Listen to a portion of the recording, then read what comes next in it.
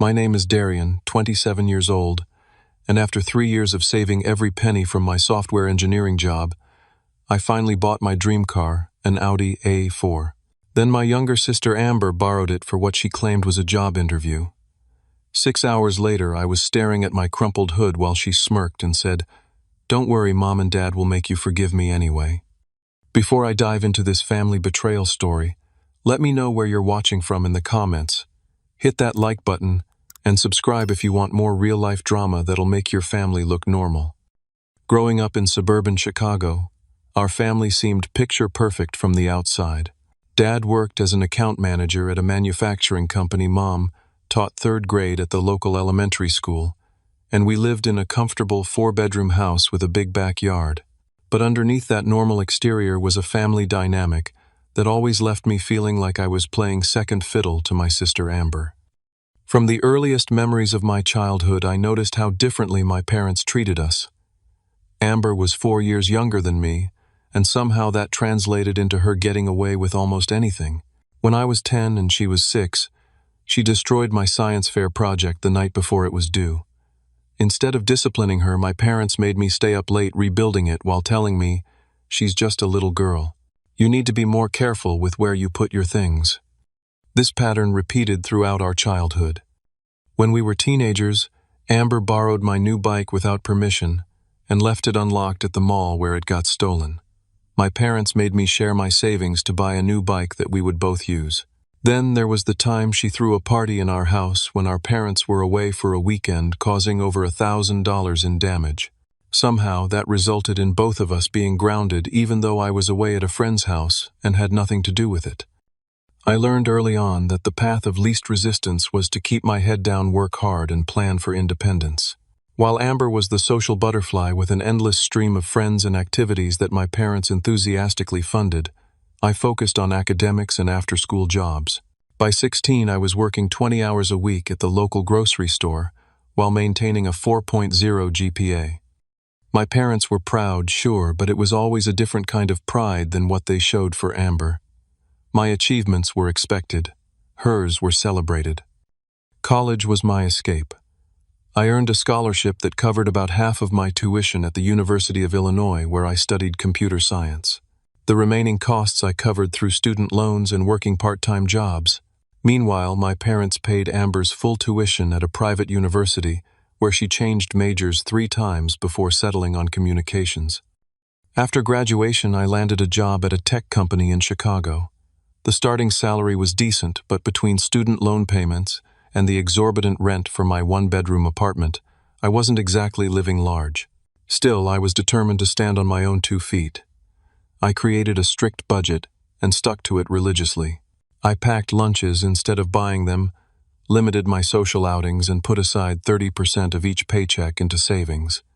For 3 years, I watched that savings account grow.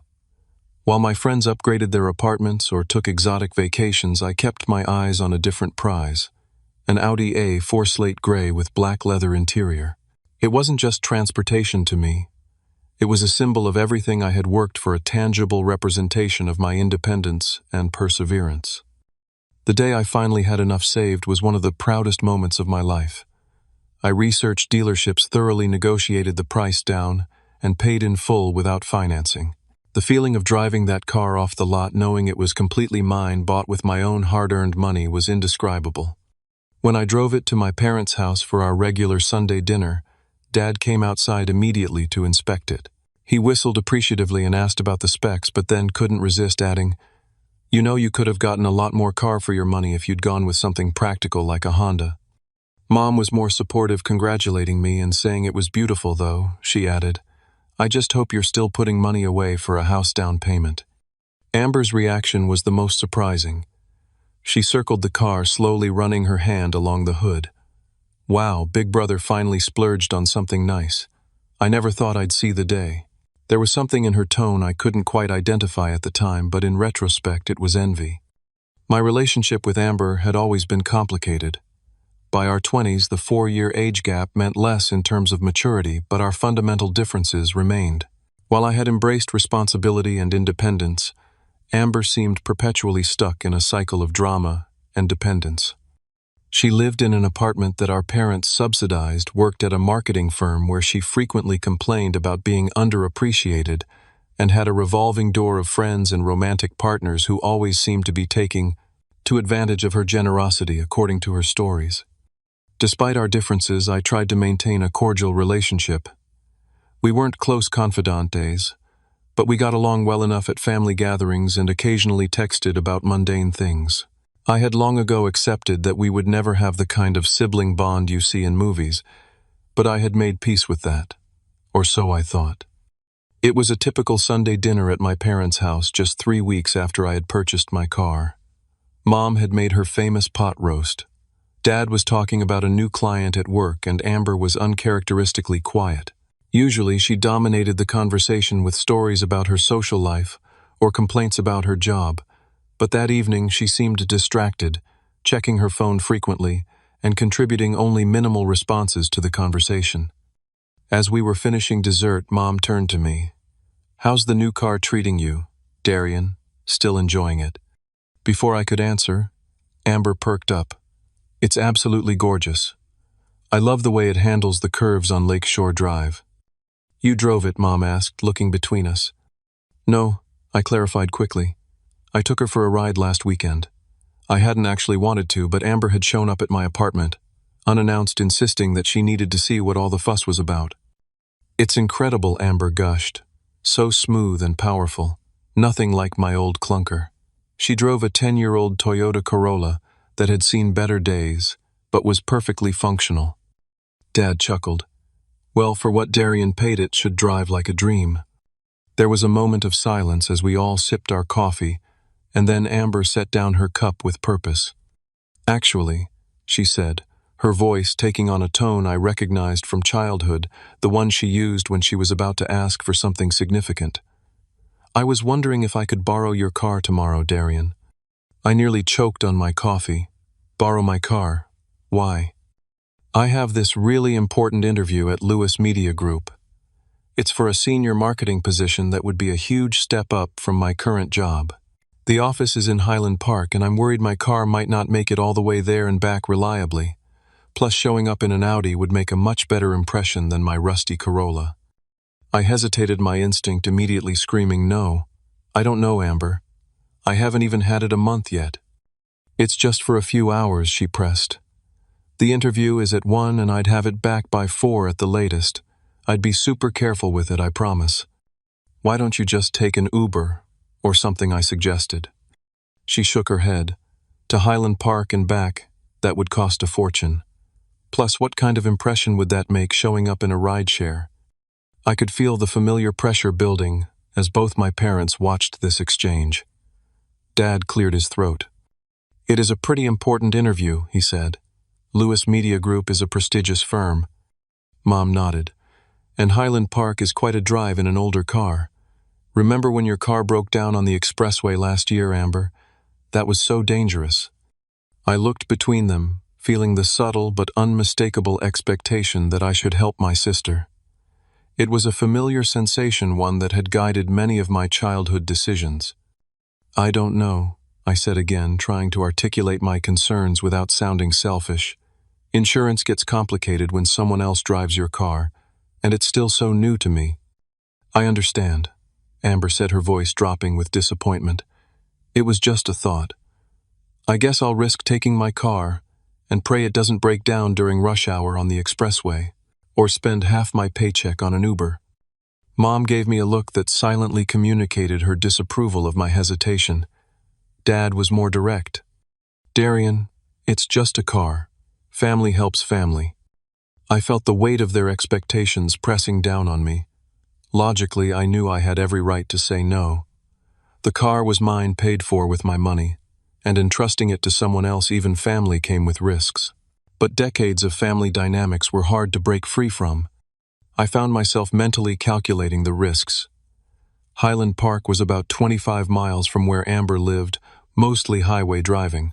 If she really did just go to the interview and come straight back, that would be 50 miles total, not that much in the grand scheme of things. "If I do let you borrow it," I said slowly, "there would have to be some ground rules." Amber's face lit up, sensing victory. "Of course, absolutely. You take it directly to the interview and back. No side trips, no extra stops. She nodded eagerly. No passengers.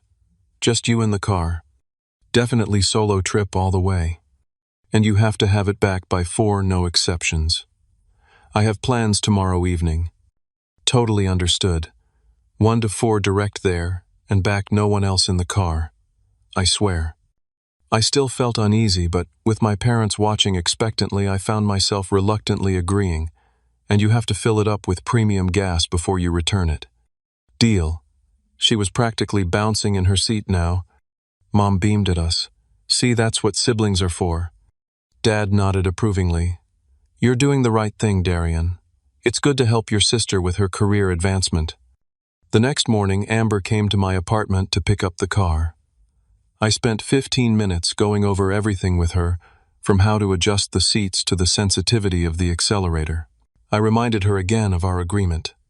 I know, she said, barely containing her impatience. To the interview and back, no passengers return by 4 with a full tank. You've told me like 20 times. I handed over the keys with a sense of foreboding that I tried to dismiss as irrational. This was my sister, after all. Despite our differences, surely she understood how important this car was to me. Good luck with the interview, I said as she slid into the driver's seat. She grinned up at me suddenly, looking much younger than her 23 years. Thanks, big brother. You're the best. As I watched my Audi disappear down the street, I couldn't shake the feeling that I might regret this decision. I pushed the thought away. Even Amber wouldn't be irresponsible with something this important to me, right? I was in a meeting with my development team when my phone started vibrating repeatedly in my pocket. After the third call in rapid succession, I excused myself to check what was happening. 4 missed calls from Amber. As I stood in the hallway debating whether to call back or wait until after the meeting, a text message appeared. Call me now. Emergency. My stomach dropped as I dialed her number. She answered on the first ring, her voice high-pitched and frantic. Darian. Oh my God, Darian. What's wrong, I asked, though some part of me already knew. There's been an accident, she sobbed. Your car. I'm so sorry, but there was nothing I could do. The world seemed to tilt around me. Are you hurt? Despite everything, that was still my first concern. No, I'm fine. Just shaken up. But your car, it's pretty bad. Where are you? I managed to ask, already walking toward the elevator. She gave me an intersection in Evanston, nowhere near Highland Park, where her interview was supposed to be. I didn't comment on this discrepancy, focused only on getting there as quickly as possible. Stay there. I'm on my way, I said, ending the call. I sent a quick message to my team lead explaining that I had a family emergency and needed to leave, then ordered a rideshare. The 20-minute drive felt like hours, my mind racing with questions and fears. How bad was the damage? What happened? Why was she in Evanston instead of Highland Park? When the car pulled up to the intersection, I saw it immediately. My beautiful Audi, its front end crumpled against a light pole. The hood was accordioned back toward the windshield, the driver's side headlight completely shattered. 2 police cars were parked nearby, lights flashing, and an officer was speaking with Amber, who was gesturing animatedly. I approached slowly, still processing the sight of my dream car, now a wreck. Amber saw me, and her expression changed, her animated gestures ceasing immediately. Darian, she called out, a nervous edge to her voice. I'm so glad you're here. As I got closer, I noticed 3 other people standing off to the side, 2 young women and a young man, all looking approximately Amber's age. A sinking feeling grew in my stomach. What happened? I asked, looking between Amber and the police officer. The officer, a middle-aged man with a weary expression, consulted his notepad. According to witnesses and the preliminary investigation, the vehicle was traveling above the speed limit when the driver attempted to make a turn, lost control, and collided with the pole. I nodded numbly, then turned to Amber. I thought your interview was in Highland Park. She had the grace to look embarrassed. It got rescheduled. Then Tiffany called about meeting for lunch in Evanston since I had the afternoon free. And who are they? I asked, nodding toward the 3 bystanders. Amber shifted uncomfortably. My friends. They were meeting us at the restaurant. In my car. The car you promised would only have you in it. The police officer cleared his throat. Sir, were you aware that your sister was driving your vehicle? Yes, I admitted. I lent it to her for the day. There was no point in denying that part. He nodded. We've completed the accident report. No other vehicles were involved, and there were no injuries. Your sister has been issued a citation for careless driving. The vehicle will need to be towed. As if on cue, a tow truck pulled up to the scene. The driver hopped out and approached us, clipboard in hand. This the vehicle, he asked, pointing to my Audi. I nodded wordlessly. Where do you want it taken? I gave him the address of a repair shop near my apartment that specialized in luxury vehicles, then signed the necessary paperwork. As the tow truck operator began preparing my car for transport, I called my insurance company to report the accident and start the claims process. Throughout all of this, Amber stood to the side with her friends, occasionally whispering to them. Once the police officer left and the tow truck began pulling away with my crumpled car, she approached me cautiously. So, what happens now? She asked. Now I have to figure out how much this is going to cost and deal with the insurance, I said flatly. I'm really sorry, Darian. It was an accident. The road was slippery, and the car is more powerful than I'm used to. I looked at her incredulously. The road is dry, Amber, and you promised me you'd go straight to the interview and back alone. Plans changed, she said defensively. The interview got rescheduled, and I didn't think it would be a big deal to meet some friends for lunch. Not a big deal, I repeated, my voice rising despite my attempt to stay calm. Look at what happened to my car. Her friends, sensing the tension, mumbled excuses and began walking away. Amber called after them. Wait, how am I supposed to get home? One of them turned back and shrugged. Maybe call an Uber. Sorry, we've got class in 20 minutes. Amber turned back to me, her expression shifting from defensive to pleading. Can you give me a ride home? The audacity of the request almost made me laugh. I don't have a car anymore, remember? We'll both have to get a ride share. The ride back to the city was tense and mostly silent. I stared out the window, trying to process what had happened and calculate the potential financial impact. My insurance had a $1,000 deductible, and I wasn't sure how the claim would affect my premium going forward. Plus, there was the citation for careless driving to consider. Halfway through the ride, Amber broke the silence. It's not that bad, really. That's why people have insurance, right? They'll fix it, and everything will be fine. I didn't respond, not trusting myself to speak calmly. She tried again. Look, I know you're mad, but accidents happen. It's not like I crashed it on purpose. When I still didn't engage, her tone shifted subtly. Anyway, Mom and Dad will smooth this over. They always do. I turned to look at her, then struck by the casual confidence in her voice. There was the faintest hint of a smirk playing at the corner of her mouth, a look I'd seen countless times throughout our childhood, when she knew she would face no real consequences for her actions. This isn't a broken toy or a missed curfew, Amber, I said quietly. This is my car that I worked years to afford. She shrugged. Family forgives family. That's what Mom and Dad always say. As we pulled up to her apartment building, she gathered her purse and opened the car door. They'll call you tonight, I'm sure. Just try not to be too dramatic about it, okay? It's just a car. With that parting comment, she closed the door and walked away, leaving me with the rideshare fare and a growing sense that this situation was about to get much more complicated.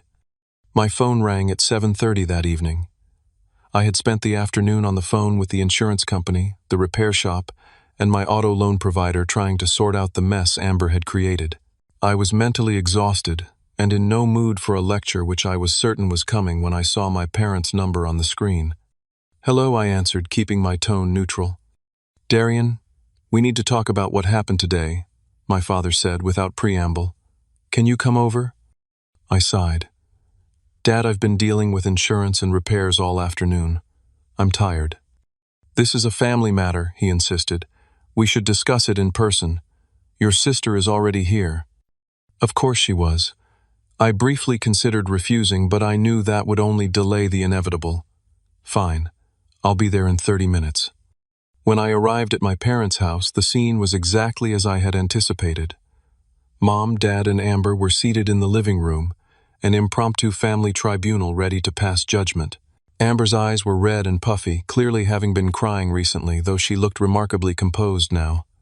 Mom immediately stood and came to hug me. "Oh, Darian, what a terrible day it's been. Are you all right?" "I'm fine," I said stiffly. "My car isn't." Dad gestured to the empty armchair. "Sit down, son. We need to talk this through as a family." I took the offered seat, noticing how Amber was positioned between my parents on the sofa, physically and symbolically under their protection. "Amber has told us what happened," Mom began. "It sounds like a frightening accident. We're just thankful no one was hurt." I nodded. "Yes, that's the one silver lining." Dad leaned forward, elbows on his knees. "Now about the car. Amber admits she made a mistake by having friends in the vehicle when she promised she wouldn't, and obviously the accident itself is unfortunate." "Unfortunate," I repeated. "Dad, she totaled my car." "It's not totaled," Amber interjected quickly. "The repair shop said it can be fixed." "For almost $15,000, I countered, which is nearly half what the car is worth." Mom made a placating gesture. "The important thing is that insurance will cover most of it, right?" This was the moment I had been dreading. "Actually, there's a problem with that. My policy has restrictions on other drivers. Since Amber isn't listed on my policy and lives at a different address, the insurance company is questioning the coverage. Best case scenario, I pay my $1,000 deductible. Worst case, they deny the claim entirely." There was a moment of stunned silence as this information sank in. "But that's not fair," Mom protested. "You gave her permission to drive it." Permission that she immediately violated by taking it somewhere other than where she said she was going, and having passengers in the car, I pointed out. Dad's expression hardened slightly. "These things happen, Darian. I'm sure when you were her age you made mistakes too." "Not like this," I said firmly. "And if I had, I would have taken responsibility for them." Amber, who had been uncharacteristically quiet, suddenly spoke up. "I said I was sorry. What more do you want from me?" I looked at her directly. "I want you to take responsibility. That means paying for the damages that insurance won't cover and dealing with the consequences of your actions." Mom gasped softly. "Darian, you know your sister can't afford that. She's just starting out in her career." "So am I reminded her. "But I worked hard, saved my money, and bought that car myself. Now I'm supposed to absorb this financial hit because Amber was irresponsible." Dad's voice took on the authoritative tone he had used throughout our childhood when laying down the law. "What we're saying is that this kind of resentment and bean counting has no place in a family. Accidents happen. Mistakes are made. We forgive each other and move on." I felt a familiar frustration rising within me, the same feeling I'd experienced countless times growing up when Amber was exempted from consequences that I would have faced. "This isn't about forgiveness," I tried to explain. "It's about accountability." Amber, sensing the conversation turning against her, began to tear up again. "I feel terrible about what happened. I never meant to crash the car. I was just trying to make it to lunch on time, and the car responded differently than I expected. I'm so sorry." Mom immediately put an arm around her. "Of course you are, sweetheart. We know you would never do something like this intentionally." Dad nodded in agreement, then turned back to me. "Look, Darian, your sister made a mistake. A big one, yes, but still just a mistake. The car can be repaired. Insurance will cover most of it. Let's not let this create a rift in the family." I sat there feeling increasingly frustrated by how predictably this conversation was going. Despite being the wronged party, I was somehow being cast as unreasonable for expecting accountability. "So what's the solution here?" I asked. "I just deal with the insurance hassle, pay the deductible potentially face, increased premiums for years, and Amber just says sorry, and that's it." Mom looked uncomfortable. "Well, when you put it like that, that is what you're suggesting," I pointed out. Dad sighed heavily. "Darian, it's just a car. It's a material possession. Family relationships are more important than things." "It's not just a car to me," I said, my voice rising despite my efforts to remain calm. "It represents 3 years of sacrifices and hard work. And this isn't just about the car anymore. It's about Amber breaking her promises, being reckless with something important to me, and now expecting to face no consequences. Amber, who had been quietly sniffling beside Mom, suddenly straightened up. The tears seemed to vanish as she looked at me with a mixture of defiance and confidence. "Come on, Darian. We all know how this ends. Mom and Dad will talk to you, you'll calm down and realize family is more important than a stupid car, and you'll forgive me. That's how it always works." The room fell silent as her words hung in the air. The smirk that accompanied this statement was subtle but unmistakable, a confident assurance that the established family dynamic would once again shield her from any meaningful consequences. I stood up, a strange calm replacing my earlier frustration. "Not this time." Mom looked alarmed. "What do you mean?" "I mean, I'm not going to just let this go because it's easier for everyone. Not anymore." Dad stood as well, his expression stern. "You're being unreasonable, Darian. We're asking you to be the bigger person here." "I've been the bigger person my entire life," I replied. "And where has that gotten me? Constantly taken advantage of and expected to clean up Amber's messes." Amber rolled her eyes dramatically. "God, you're so materialistic. It's just a car." "If it's just a car, then you won't mind paying for the damages," I shot back. Mom stepped between us, literally and figuratively. "Please, let's not fight. We're family. We can work this out." Dad put his hand on my shoulder, his tone softening to the one he used when trying to reason with me as a child. "Son, I understand you're upset, but holding on to anger like this isn't healthy. You need to forgive your sister and move past this. That's what families do." I gently removed his hand from my shoulder. "I'm leaving now, but this isn't over. For once, Amber is going to face the consequences of her actions." As I walked to the door, Amber called after me, her voice dripping with the entitled confidence that had defined our relationship for years. "They'll talk you around, Darian. They always do. By next week, you'll be apologizing to me for making such a big deal out of this." I turned back one last time. Don't count on it. The drive home in my rideshare was a blur of emotions.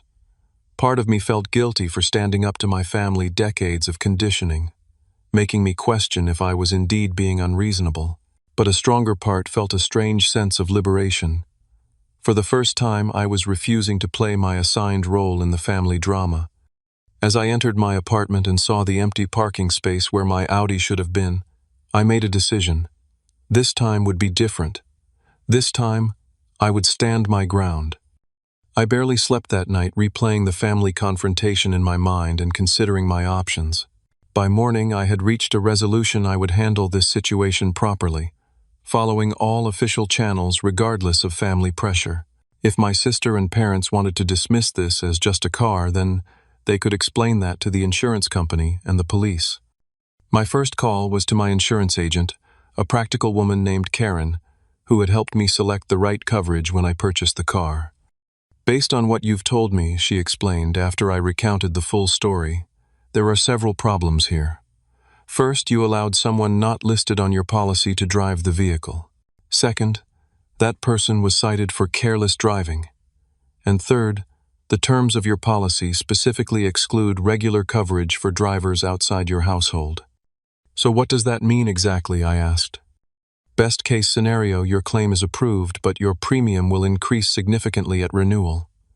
Worst case, they could deny the claim entirely, based on the policy exclusion and the circumstances of the accident." "What circumstances specifically?" Karen hesitated. "Well, the fact that your sister was driving to a location other than what you agreed to with passengers in the vehicle against your explicit instructions could be interpreted as using the vehicle in a manner not consistent with the permission granted. It's a gray area, but it could affect the claim." "I see," I said slowly. "And what documentation will the insurance company need?" "They'll want the police report, any witness statements, photos of the damage, and your statement about the circumstances under which you allowed your sister to use the vehicle." After ending the call with Karen, I decided to obtain the police report myself. A visit to the Evanston police station yielded more information than I had expected. The officer who processed my request handed me a multi-page document. "There's the basic accident report," he explained, "plus supplemental information from the responding officers and witness statements." Back in my apartment, I spread the documents across my kitchen table and began reading carefully. The facts laid out in the report painted a damning picture. According to witnesses, the Audi had been traveling at approximately 45 miles per hour in a 30 zone when it attempted to make a turn, lost control, and struck the witnesses' pole. The driver, identified as Amber Mitchell, had admitted to being unfamiliar with the vehicle. There were 3 passengers in the car at the time of the accident. But what truly caught my attention was a note in the officer's supplemental report. Upon inspection of the vehicle, an open container of alcoholic beverage was observed in the center console cup holder. When questioned, driver stated it belonged to one of the passengers. My hands shook slightly as I read this section again. Amber had been drinking, or at least someone in the car had been drinking. This detail hadn't been mentioned by Amber or the officer at the scene, at least not to me. I immediately called the insurance company again, this time speaking directly to the claims adjuster assigned to my case. I informed them about obtaining the police report and asked if they needed me to forward it. "Yes, please send that right away," the adjuster confirmed. "Our investigation is ongoing, but any documentation you can provide will help us process your claim more efficiently." I scanned and emailed the report, then asked, "How does the presence of alcohol in the vehicle affect the claim, even if the driver wasn't cited for DUI?" There was a brief pause. "It's definitely relevant to our investigation. If alcohol was a contributing factor, even if no sobriety test was administered, it could potentially affect coverage depending on the specific terms of your policy."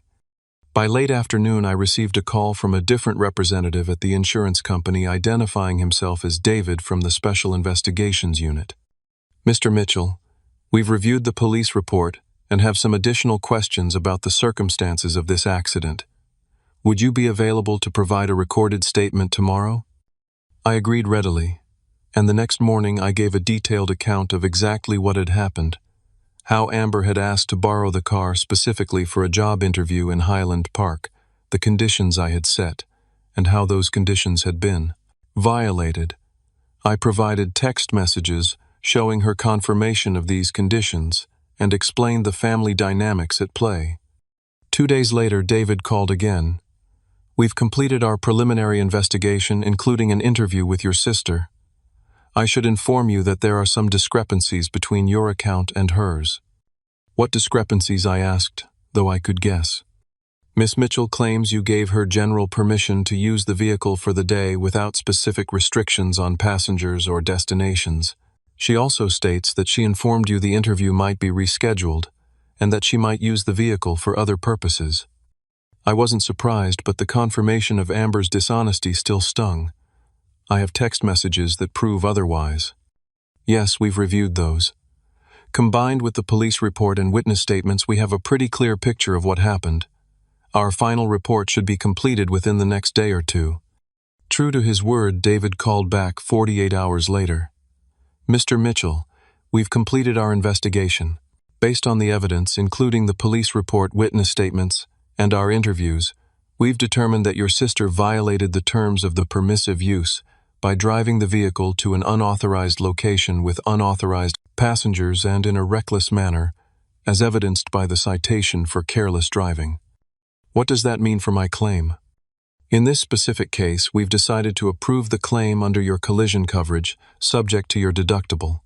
However, I should note that this accident will likely affect your premium at renewal. It wasn't a perfect outcome, but it was far better than a complete denial of coverage.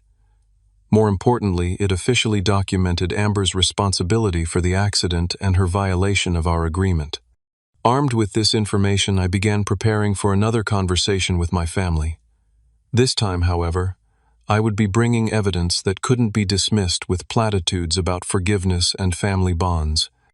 A week after the accident, I received the final written report from the insurance company. It was comprehensive, detailing their investigation findings, including statements from witnesses and the responding officer. Most importantly, it clearly stated their conclusion that Amber had violated the terms of permissive use by driving to an unauthorized location with unauthorized passengers, operating the vehicle in a careless manner, and allowing alcohol in the vehicle. I made 3 copies of the report, along with copies of the police report and repair estimate from the body shop. I also consulted briefly with an attorney friend who specialized in insurance matters, asking about my options if Amber refused to take responsibility for the deductible and increased premiums. Small claims court would be your best bet, he advised. The documentation you have is strong, and the case is straightforward. Of course, suing a family member comes with its own complications beyond the legal aspects. I understood those complications all too well, but was prepared to pursue that avenue if necessary. Before taking legal action, however, I decided to give my family one more opportunity to handle this within the family. I texted my parents, "We need to talk about the car situation. I have all the official reports now. Can we meet tonight?" Dad responded almost immediately, "Dinner at 6. Your sister will be here too." When I arrived at my parents' house that evening, the atmosphere was tense but expectant. Mom had prepared a full dinner, an obvious attempt to create a sense of normalcy. Dad greeted me with a hearty handshake as if our previous confrontation hadn't happened. Amber sat at the dining table looking somewhere between defiant and nervous. "Good to see you, son," Dad said. "Your mother made your favorite lasagna." "Thank you," I replied, setting my folder of documents on the side table. "But I'm not here for a social visit. We need to resolve the situation with my car." Mom's smile faltered slightly. "Of course. But let's have a nice meal first, then we can discuss everything calmly afterward." I recognized the strategy from childhood delay. The confrontation softened the atmosphere, hope emotions cool. Not this time.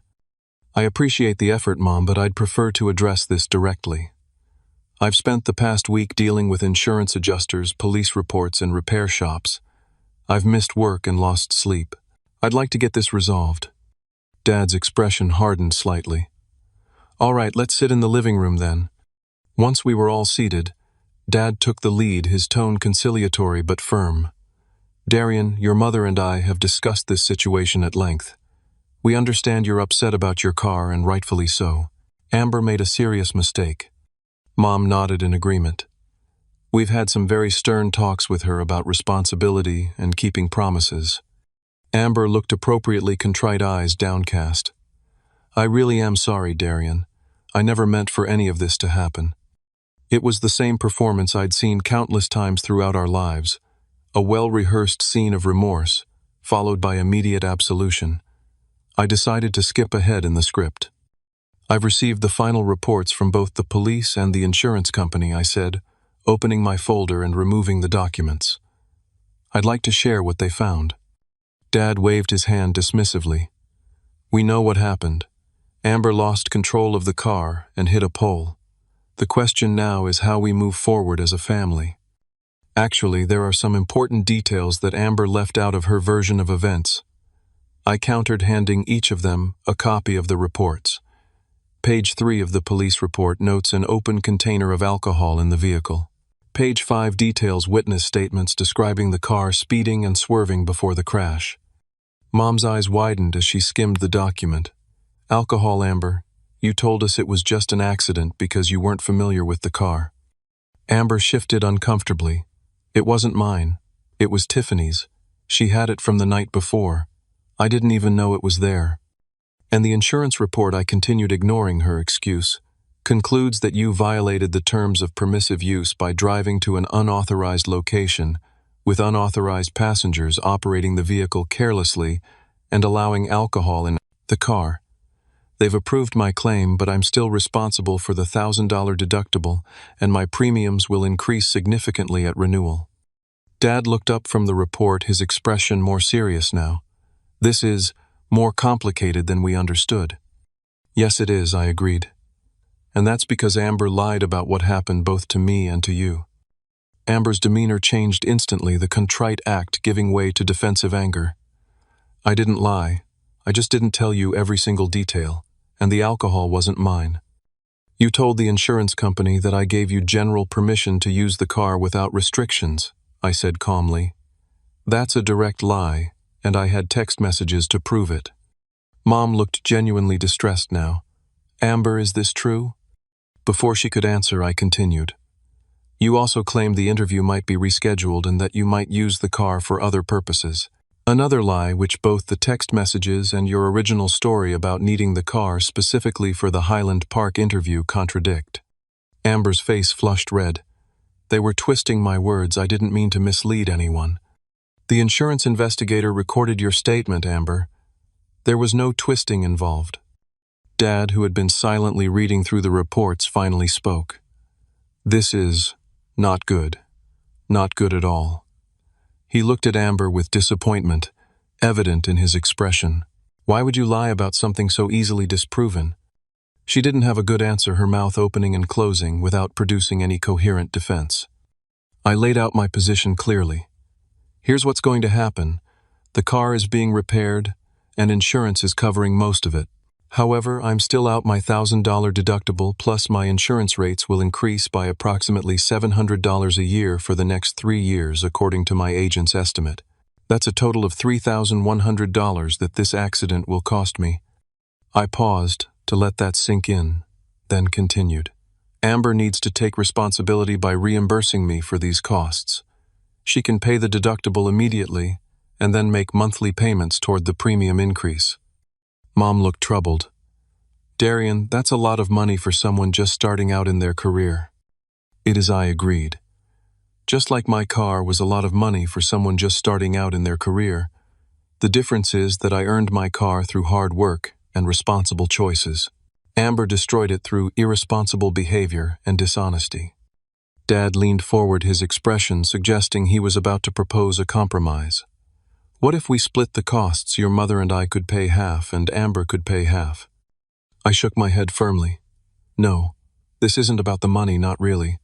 It's about Amber finally facing consequences for her actions. If you pay for her mistake, you're just continuing the pattern that led to this situation in the first place. Amber, who had been uncharacteristically quiet during this exchange, suddenly spoke up. And what if I refuse? What are you going to do? Sue your own sister? The question hung in the air, a direct challenge to my resolve. I met her gaze steadily. Yes, I've already consulted with an attorney. The documentation is clear and compelling. I would prefer to handle this within the family, but I'm prepared to take legal action if necessary. The shock on all three of their faces was evident. This was completely outside the established family script, a deviation so unexpected that none of them quite knew how to respond. Mom was the first to recover. Surely it won't come to that. We can work this out. I agree, I said. But working it out means Amber taking full responsibility. Not partial, not symbolic, but full concrete responsibility for the damage she caused. Amber's defiant expression had transformed into something I'd rarely seen on her face. Uncertainty, perhaps even fear. The reality of the situation was finally sinking in. How? How would I even pay that much? She asked, her voice smaller now. We can set up a payment plan, I suggested. The deductible now and monthly payments for the premium increase. I'm not trying to bankrupt you, Amber. I'm asking you to be accountable for once in your life. Dad, who had been observing this exchange with a contemplative expression, finally spoke. He's right, Amber. This time you need to step up and take responsibility. Your mother and I have. Perhaps we've made mistakes in how we've handled situations like this in the past. Mom looked torn, her instinct to protect Amber battling with the undeniable evidence of her daughter's recklessness and dishonesty. We could help you with a small loan for the deductible, she offered. But it would be a loan, not a gift. You would repay us just as you'll repay your brother. Amber looked between our parents, searching for the rescue she had always been able to count on. Finding none, her shoulders slumped in defeat. Fine, she said, her tone bitter but resigned. I'll pay, but I don't have $1,000 just sitting around. I'll accept $200 now, and $200 per month, until it's paid off, I said, and we'll create a formal agreement in writing signed by all of us. Dad nodded slowly. That sounds fair. Very fair, actually. The smirk that had appeared on Amber's face after the accident was long gone, replaced by a sullen acceptance that for perhaps the first time in her life, charm and tears weren't going to extract her from the consequences of her actions. The weeks following our confrontation were awkward and strained. Amber made the initial $200 payment, reluctantly transferring the money with a terse text message. First payment. Happy now I didn't respond to the provocation, simply acknowledging receipt of the payment and updating our written agreement. My parents seemed torn between relief that the situation was being resolved and discomfort with the new family dynamic.